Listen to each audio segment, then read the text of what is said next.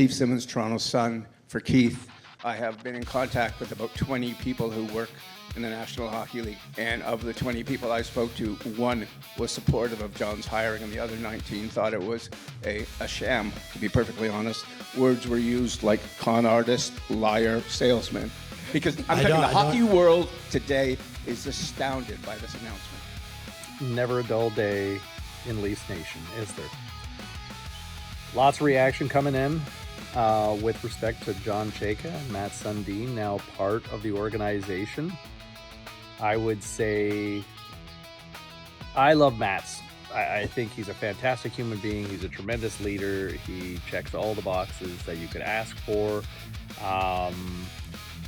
My one question with Matt, he is going to calm a very angry fan base right now. I think just his presence and all 6'5" of that big bald Swede, I think that is a presence that can be a calming influence for the fan base. My only question with Matt's is just how invested is he, or how engaged is he with the actual product, and not just the Leafs, but the entire league for the better part of the last decade. He's got a young family. He's been back home in Sweden.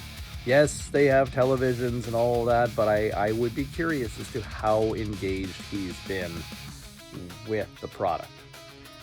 So that's one concern I think I have.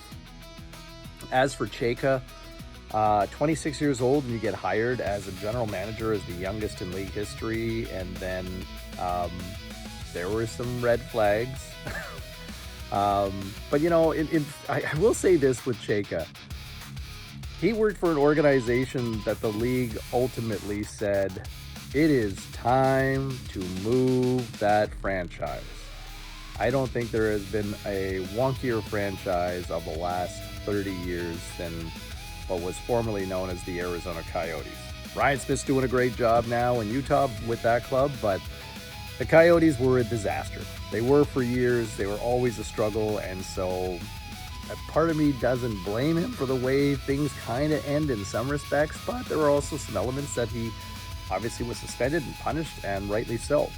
So, that being said, it's been 6 years. I guess you could say the same thing about Chayka, about whether or not he has actually been, how engaged he's been with the product, not necessarily being on the front lines over the last several years. So I'd be curious about both of those. I think there is going to be a major learning curve for both of those individuals here, with both Sundin and Chayka here in the months and maybe even the first year or two ahead.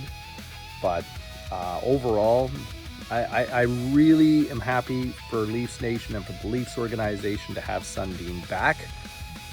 Ultimately, it's hard to say one way or another about whether it's going to be a success with Chayka or not, but I would say he was the wonder kid 10 years ago at 26, and I'm sure he's matured at 36. So let's see what happens.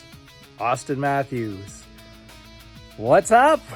What's happening, Mr. October? Are you staying or are you going? Not the greatest way to end this, but there's a quick thought on the Leafs moves today.